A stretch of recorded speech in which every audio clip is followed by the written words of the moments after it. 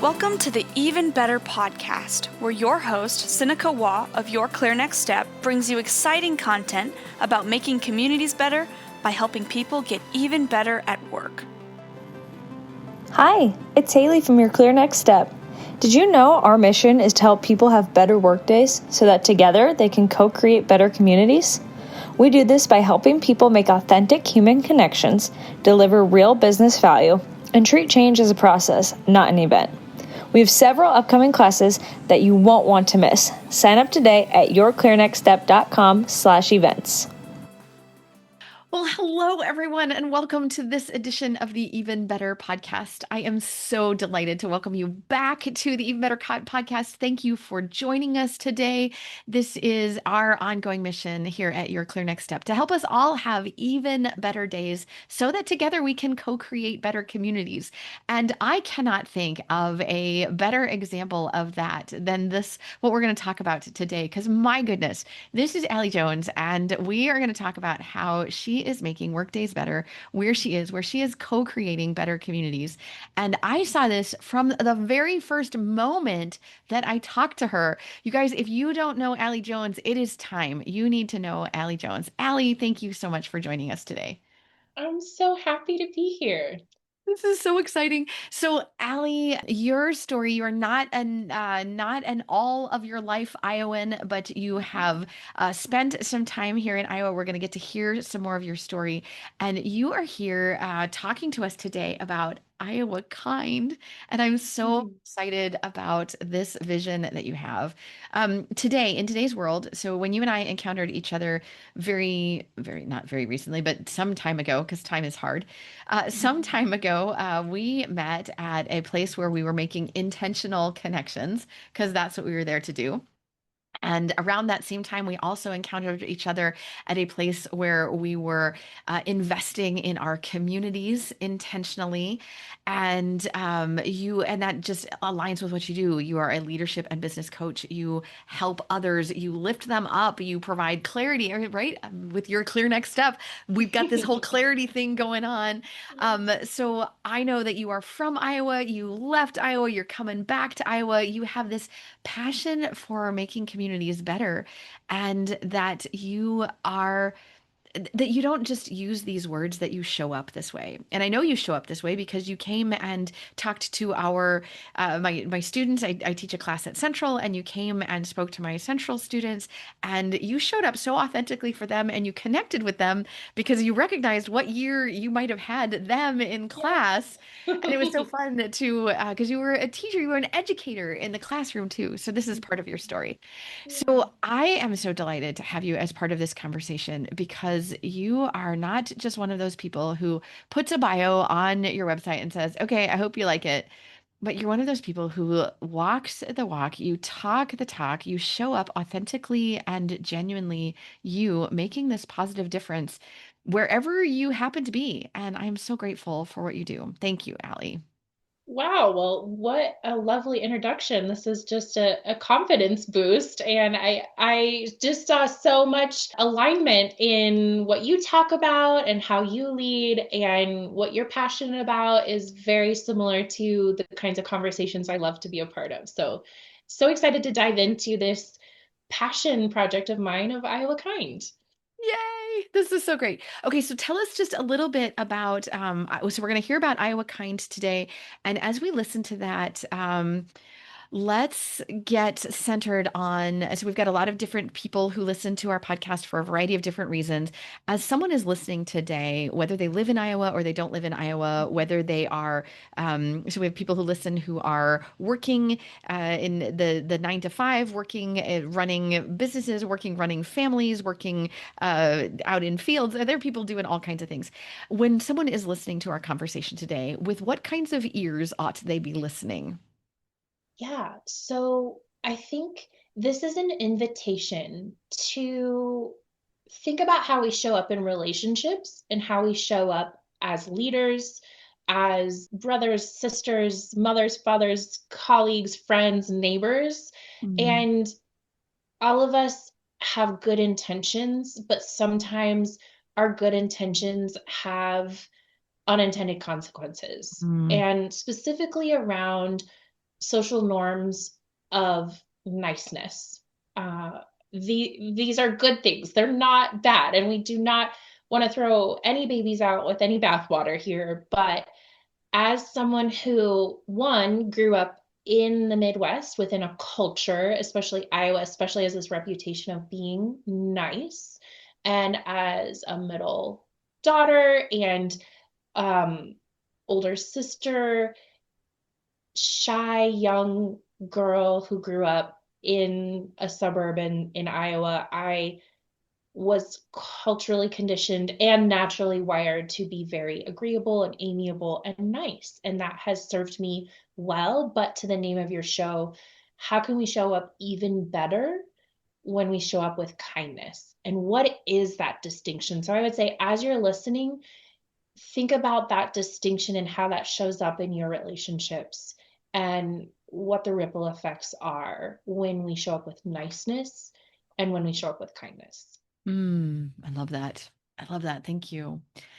So, we're going to talk about Iowa Kind today. How did that come to be a topic for you? This is your passion project. How did Iowa Kind come to be a passion project for you, Allie? Yeah, I grew up in Iowa, as I mentioned, as you mentioned, and moved away for about 15 years after college, graduated from UNI, and then left. I was in Kansas City for about 5 years, and then traveling and ended up in Northern California for about 7 or 8 years. And so getting outside of the Midwest, I think there were things that I was excited to explore different cultures and but also felt drawn to come back, especially as we started raising our little young family. So my husband and I intentionally chose to move back to Iowa when we started our family, and so we moved back in 2024, during an election year. And Jonathan, my husband, got a job at the DNR, and so we were resettling in Iowa. And for me, it was like putting on a comfortable pair of jeans where it's like, oh, this is familiar. I remember this, and the smell of the beautiful Iowa fields and the thunderstorms and the fireflies, because they don't have those up in the northern areas of the coastline in California. So it's really lovely to be back, but also another familiarity and nostalgia came back, which was this Iowa niceness of the neighbors that wave at you and the polite conversation and the just Olympic level ability to small talk about the weather. My husband did not live in Iowa prior to moving here in 2024, and he came back after his first day of work and was like, everyone is so nice. And it was like it was a subtle but noticeable culture shock for him of just how family friendly and polite and nice everyone was. And so this really, it started off as kind of a chuckle, like, oh yeah, Iowa nice. But as we settled in and kind of got thinking about really setting down roots here, some of the not so nice things of Iowa nice started to pop up their head, of just an elephant in the room when we couldn't talk about political differences because we didn't want to rock the boat. And realizing coming back to Iowa how much work I had done as a leader to work on being more direct, being more confident, being able to show up in ways that were, as one of my favorite authors says, clear is kind, unclear is unkind. And so that clear communication is something I've done a lot of personal work on. And so coming back to Iowa was almost a recognition of how much I had changed.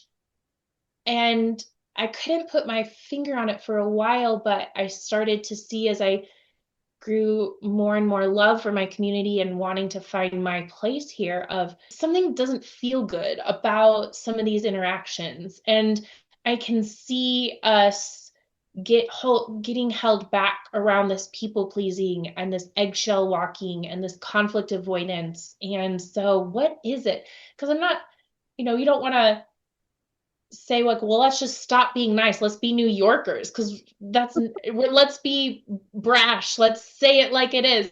That's not necessarily who we are, how we're going to show up, but what am I wanting? And so that thought process and those conversations and those journal entries turn into this idea of, what if we rebranded? What if we weren't known for being Iowa nice? What if 5 years from now, 10 years from now, when my children are entering the workforce, what if we were known for being Iowa kind?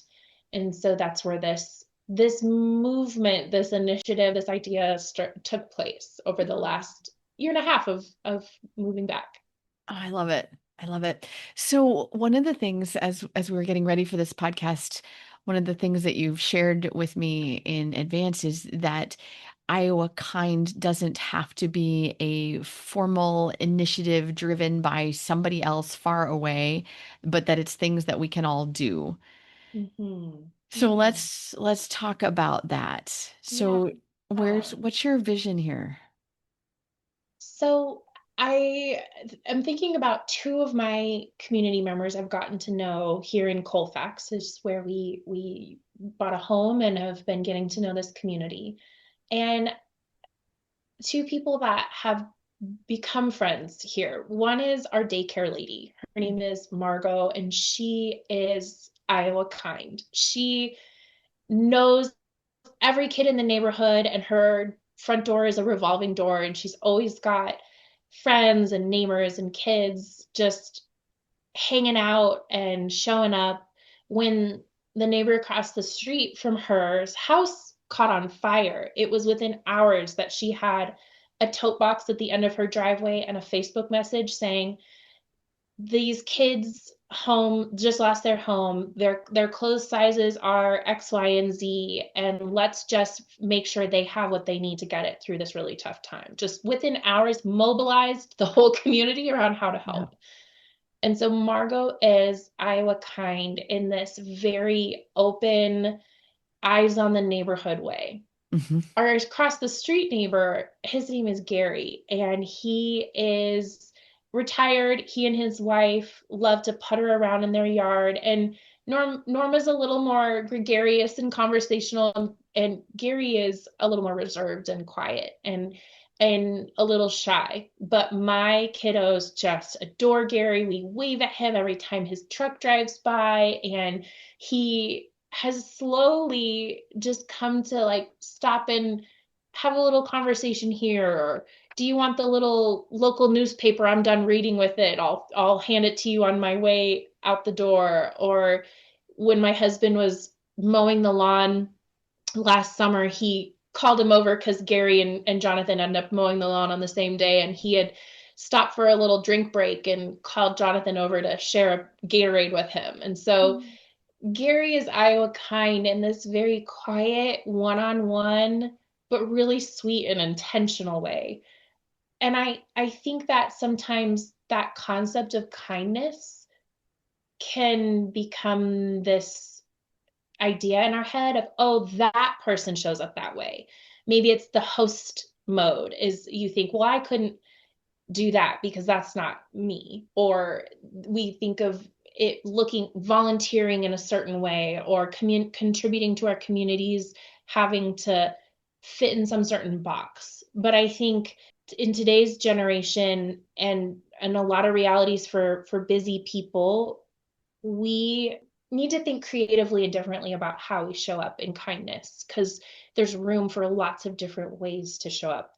And my hope, not only with just through talking with people and sharing this idea, but also through a quiz I created, finding your kindness style, just opening up the conversation of there's lots of different ways to show up and be kind, and find yours and own that and be proud of that, and then find unique ways to show up in your community with your neighbors, with those people you bump into day to day, and show up with kindness in that specific, unique way. Oh, I love this. I love this because we are all unique, right? And we've got different ways that we're going to show up. But I think as we get through the rest of this conversation, there's a really important part here is that it's got to start somewhere. Mhm. And it starts with each one of us, right? Mhm. Yeah, that's right. Yeah, I think we can get really down the rabbit hole of negativity or feeling like the world is falling apart or get sucked into the comment section of Facebook on all the things that are going wrong. And Mm. that can lead to a lot of isolation and a lot of Yeah. helplessness and a lot of just that wheels spinning feeling. Mhm. But we truly, so much research backs this up that when we can show up and do something tangible in our world, there's that's where hope can really take root. Yeah, when we start by paying attention to others, when we start by doing something, when we start by making making intentional strides, that yeah. Oh, I love it. I love it. So you've got some strategies to help build kindness, to build Iowa kindness. What do Yeah. those look like? How Yeah. do we do this, Allie? Yeah. So I think these are some of my thoughts on some, like, what do I mean when I say Iowa kind? So first and foremost, kindness starts with yourself Mm, because you cannot genuinely offer to others what you're not extending to yourself. And mm, that can feel so like soft skills, mushy gushy, but there is a lot of research on the impact of self compassion and being able to really, truly, and practically prioritize and honor being gentle and kind with yourself. Because we've all experienced that when someone's attempting to be kind, but it's coming from a performative place and it's not coming from a deep and authentic place. That's where we've all experienced that niceness of someone trying to do a kind thing, but it just doesn't land and it feels icky. It's probably because they're not extending that kindness to themselves and it's not coming from a place of rest and contentment or genuineness. So really practically finding ways to stop your own inner critic, to honor and prioritize your own needs and your own rest, and filling that cup so that you can show up in your other relationships. Well, I think you and I before this session started, you and I were talking about a Yeah. target demographic that I'm working with right now that I'm seeing and that's talking to me about pain that they're experiencing, perhaps that we are experiencing since I myself fit into that demographic, that are doing so much and carrying so much and that are at the risk of creating burnout for themselves because they're carrying so much. And so this strategy, this importance of being kind. I was just talking to someone yesterday, I think it was, and they asked me a question and they said, "Well, would it be okay if," and they insert my husband's name, "Would it be okay if your husband asked for or needed that time to go care for himself in this way? Would it be okay if Spencer did that?" And I said, "Well, absolutely." "Well, then why are you not granting yourself permission to do such things?" I go, "Because it's different." Well, for heaven's sakes, why is it different? Was the point. So it was that kindness. And I can see as you're making that point, the looking back at the moments where doing something nice came across as nice rather than kind Mhm. because there wasn't enough of me to go around, right? I was doing something because you used the word performative a moment ago. I was doing something because I was supposed to Mhm. at some point in my life, not because it Mhm. was coming from a place of genuine joy, Mhm. but I was coming from some sort of obligation. Yeah. Hmm. Yeah. Yep. And I've been there too, is when I'm in a place of being really depleted and showing up, it's coming from a place of people pleasing, Mm. or I can also get to a place where I think a lot of it, this shows up for each of us differently and how we manage when we're feeling empty. Some people lash out, some people withdraw, and I will just at a deep level feel like I can't stop trying to accomplish things or showing up for everyone else, Yep. because my worth is tied to my productivity. My worth is tied to how other people see me. And so then I will get busy and busier, Mhm. but I'm not showing up fully, especially in my closest relationships. And I've seen that pattern. I'm in that stage of life where I've lived enough times around this carousel that I see the pattern for what it is, but not long enough to be able to like truly, there's I'm farther along than I used to be, and there's progress and there's celebration in that. But yeah, Yep. we're always learning. And even in that, it's like, oh, how do we be kind? How do we say, oh, how human of me, rather than being hard on ourselves? And I think when other people are able to be graceful with themselves, there's a comfortableness around them, a sense that you can also let down your hair. And I think that's a big gift, a Mm. kind gift to give to other people too. Oh, that's really lovely. Thanks, Allie. Yeah. So you said something earlier about clear communication. This is also part of your kindness strategy, is it Yeah. not? Yeah. So kindness starts with yourself.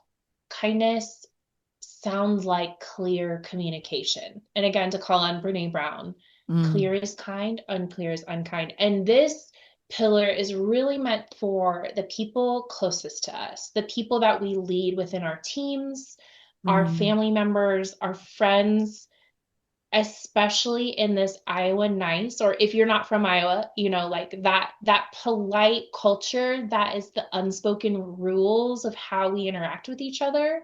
And we don't say certain things.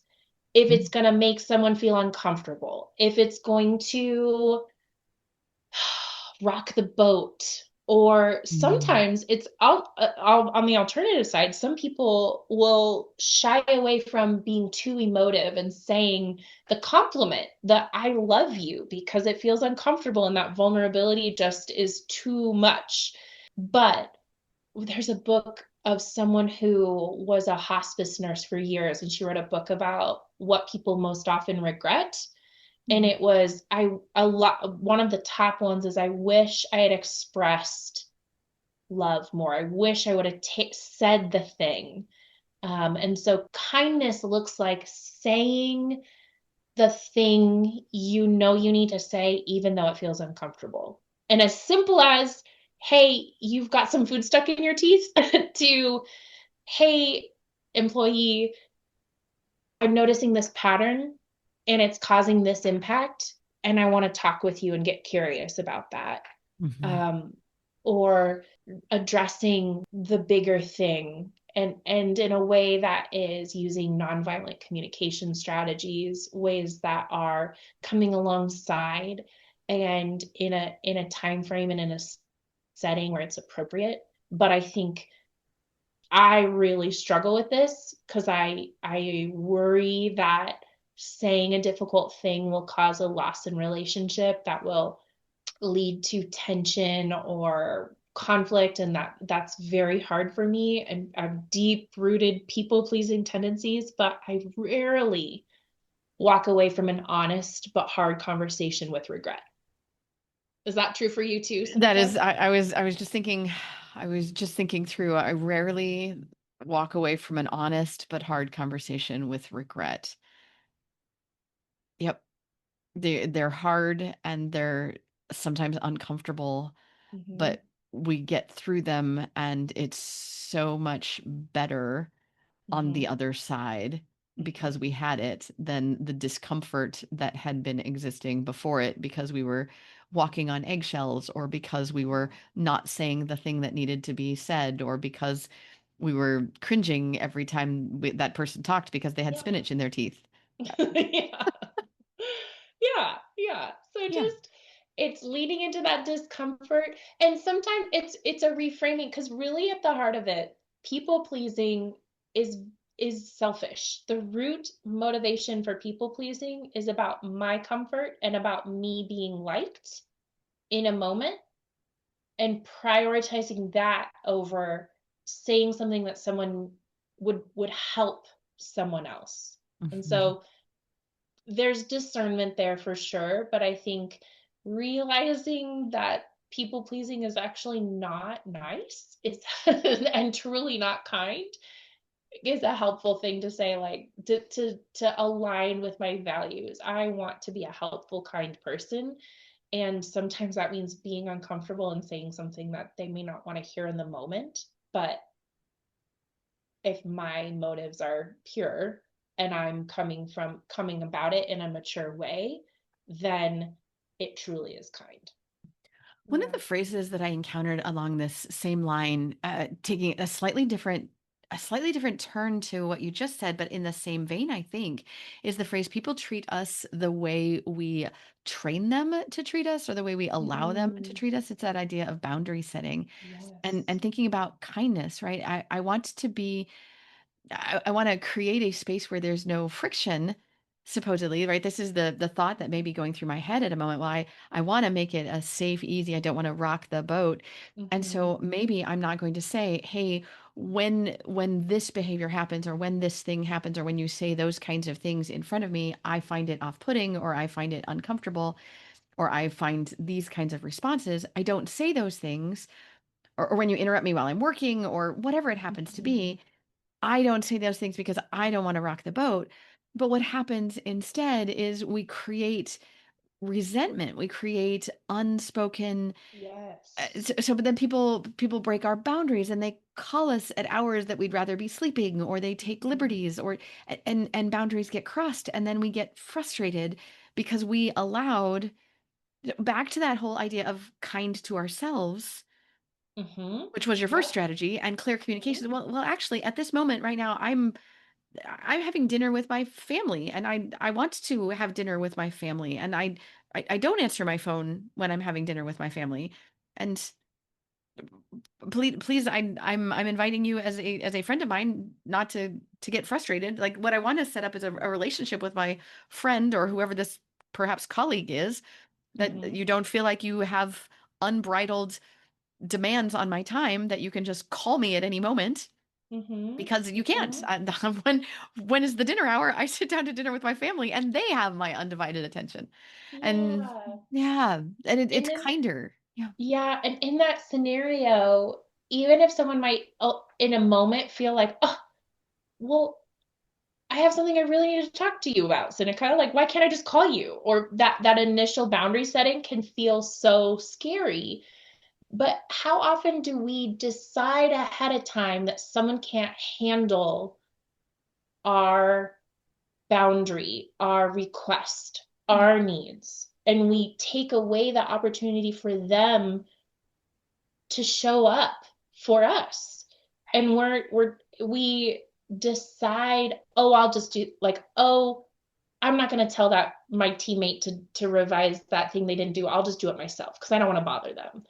Right. Or I'm just going to take this call even though that friend may surprise us or may be react in a moment in a way that feels, like not great, but then down the road might say, hey, thanks for saying that, because now I can really trust that you, when you are available, that you will answer the call and that you'll be fully present. And I like that you're someone who's fully present where you are. And that means that you can't always answer my calls. And so, yeah, yeah, that's so true, is really clear is kind, and it doesn't always feel easy, but it is often, again, yeah, something that's really, really helpful. Really helpful. I love it. Yeah.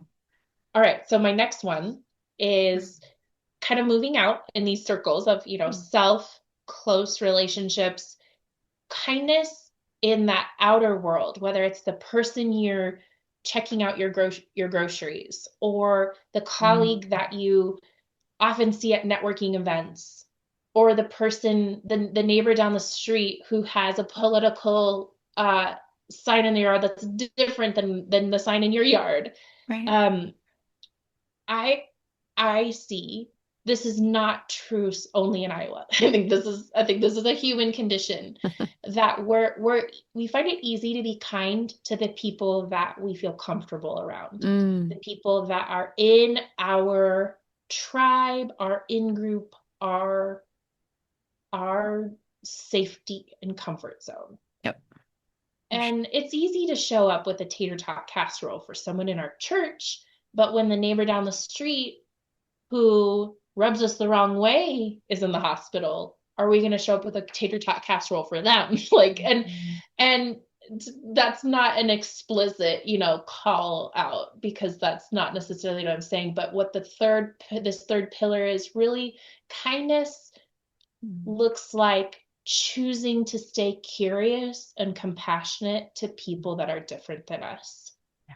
That we are naturally wired to be kind, but that circle gets really small. And sometimes we get siloed, and we want to stay pleasant, and we want to avoid the discomfort of an annoyance, feeling annoyed at someone else, or having a conversation with someone who says things that make us cringe a little bit.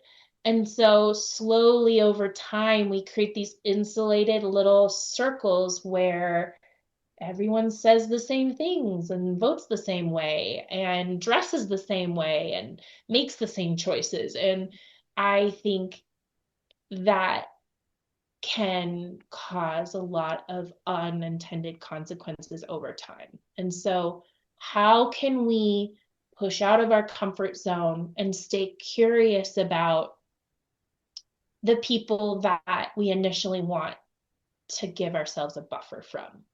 And this is hard for everyone. It's not what comes naturally. And it's that call of that person maybe you're thinking of as you listen to this, of like, oh, it's that person. It might be that uncle that you hope doesn't make it to the next holiday meal that you guys are sharing, or whoever that person is, or just that type of person that dresses that certain way, where you just, the assumption, the bias, the story you tell yourself about that. And so just one simple quote that really helps me with this is be kind, because everyone is facing a hard battle. Just that reframe of, you don't know, it's so, our brains are wired to make assumptions and tell stories and have biases. It's how we navigate the world without going into overload. But those biases, those stories we tell ourselves, the judgment we make at a glance, let's push past that a little bit and stay curious. What might that person have led that person to be making those choices? Why is that person showing up in this certain way? Even if I don't agree with it, may not even tolerate it or need to set a boundary, but how can I stay curious and compassionate past what my default settings are? I think Iowa, in our communities, in our neighborhoods, in our schools, in our workplaces would be better if we could lean into that, as uncomfortable as that can be sometimes. Maybe I'm just nostalgic. Maybe I'm old, but I feel like there was a time that we did this more. And I don't know if it's societal. I don't know if the little devices that we carry around in our pockets have divided us. I don't know if the technology in and of itself, because it lets us be isolated, or if it's the content that we consume on the technology. I don't know which it is, but there are surely studies that talk about the content and how that has helped us become more divided and easier to find an us and a them. Yep. But I feel like there was a time that we could have more, I won't even use the word tolerance for, but more appreciation for, more delight in people who were different, people who were not like, we didn't immediately jump to us and them. And sure, generationally, there have always been old fogies and young whippersnappers, right? That's always been a thing. And um, it- but I feel like somehow in the last few years, it's gotten harder and we've forgotten And I think about here in Iowa, one of the reasons that I delighted in my move to Iowa was the stories and the legacy that I had heard about Governor Ray and his Mhm. invitation to the immigrant population and the things that had happened here, and that that love your neighbor idea and who is my neighbor, and the things that you were just describing. I can't help but think of the biblical analogy, who is my Mhm. neighbor. Yeah. And look at the Good Samaritan. We won't go into it here, but Google it a little bit. Just spend a hot minute with that story and see where it Yeah. takes you. But who is my neighbor? It's not necessarily the one who looks like me or who is exactly like me, but it might be the one who is different. Mhm. And how do I show up? How do I be kind for that neighbor? Yeah. The double down on that, Seneca, is like oftentimes when I hear the Good Samaritan or I hear that other people saying that advice, my brain goes to, well, I know people who are really not good at being kind to other people and who are really judgy. And so my Samaritan, it can be like this double down of like you can see it in other people Yeah. and you might not be wrong in that observation, but then, oh, there's yours. How do we Right. stay kind and curious to the people who we judge because they're not good at staying kind and curious? You know, Right. I catch myself in that. Right. Right. We've lost something. And here we are judging one another. I love your idea of choose curiosity and compassion. So we should. I don't want to put a pile of should on anyone's plate, but I love this idea of choosing curiosity. So I'm curious. What is it that would cause someone to choose Mm, kindness? What is, I'm curious about you. I'm curious about your journey. I'm curious about your steps. I'm curious yeah. about what brought you to this moment. I'm Mhm, compassionate. mhm, Man, that door looks heavy. Can I help hold it for you? Man, that bag mhm, looks heavy. Can I help you carry it? Man, the weight of the world looks like it is really weighing down on your shoulders. Can I sit with you a minute? The, mhm, or can I at least lend a listening ear? Can mhm, I not make your life harder this particular day? If I can't make mhm, it easier, can I at least not add to your burdens? mhm. Yeah. Yeah. Yeah. Yeah, and how do we not judge? Man, we are so judgy. I don't want to judge. I don't want to judge. I don't want to judge an us. I don't want to judge a them. I don't want to be a finger pointer. I don't want to be part of the finger pointers. I don't want to have fingers pointed at me. I know. I know. And it's and yeah, to come back to that first one of when we catch ourselves in that moment of judgment, starting with curiosity of like, what do I need? Am I hungry? Do I need a glass of water? Because that person, I normally am fine, but that I just got a little road rage, or I just made a judgment about that person. And to recognize, just to have a stairway out of that loop of how can I be curious about that? Where I like to imagine, I bet that really grumpy person has a dog that they like to talk to in a baby voice. And I bet they show up really tenderly with their niece and nephews.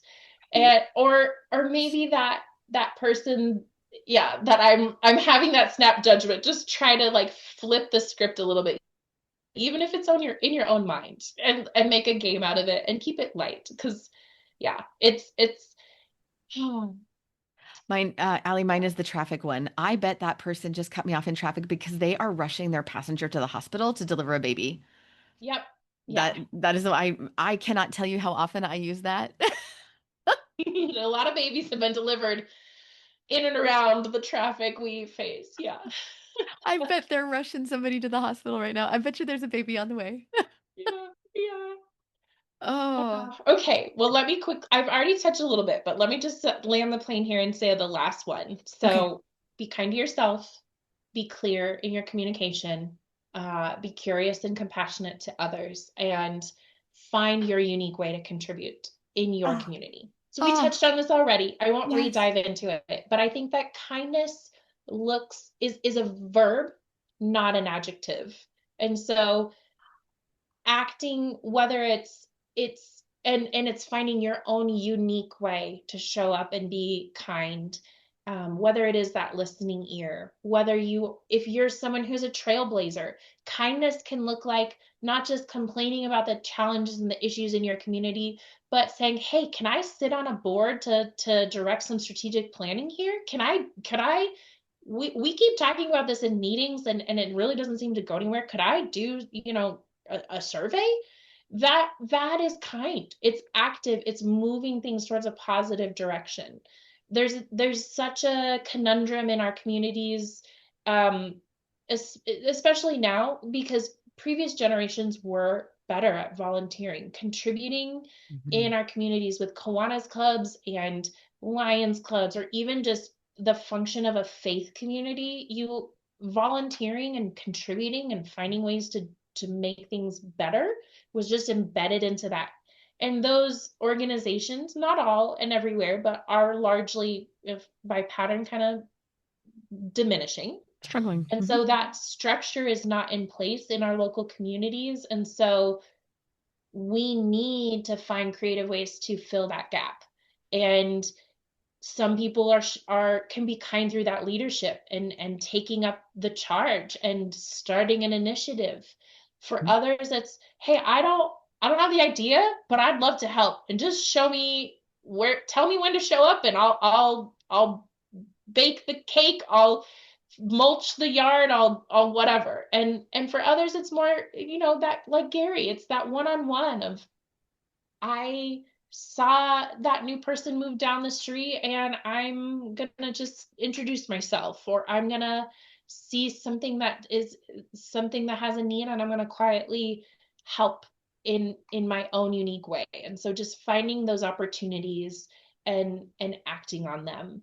And my ask is specifically within our local spaces that we call home. And so that's really the last piece of it. And you can take that quiz I mentioned. If you just go to iowakind.com, you'll land on my website. You can figure out what your kindness style is, and that may spark some ideas for you to figure out how to move forward in that.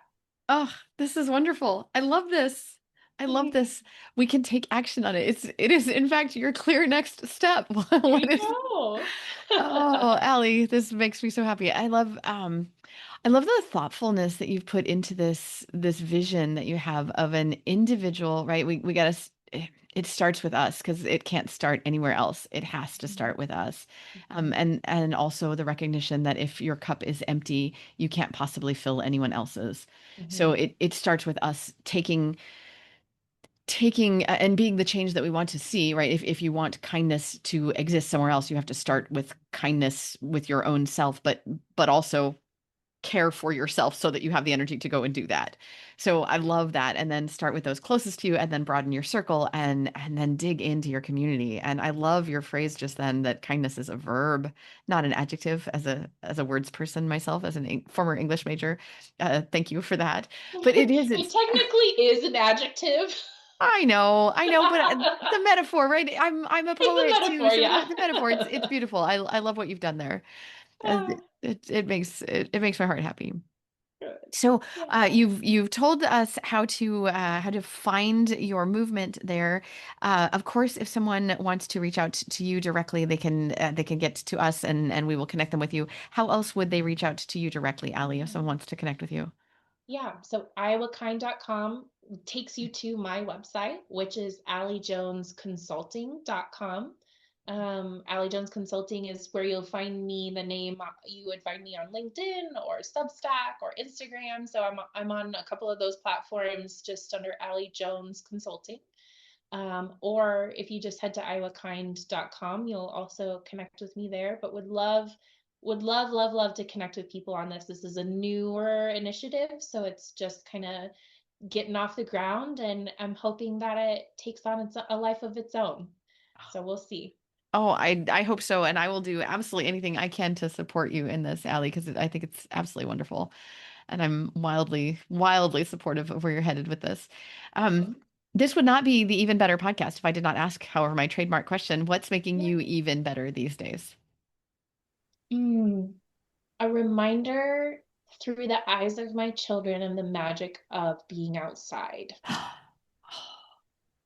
I have been, just working a lot, and it as someone who can struggle to be kind with myself and take good care of my body just looking at a screen all day. But I have 2-year-old twins who just love playing in the dirt and going to playgrounds, and we just went camping for the first time together.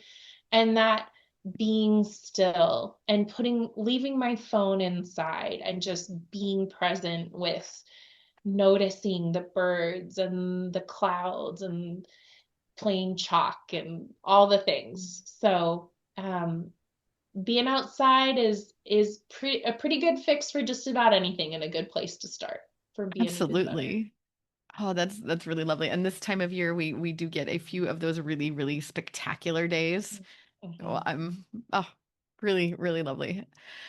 Wonderful. Well, Allie, thank you so much for your time today. I'm so grateful that you shared this with us. Yes, thank you so much for having me. It was delightful conversation.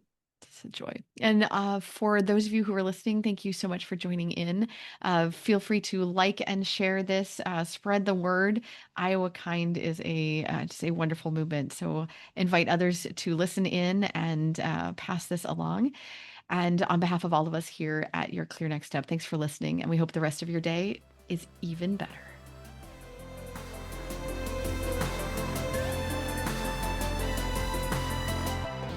Thank you for tuning in today.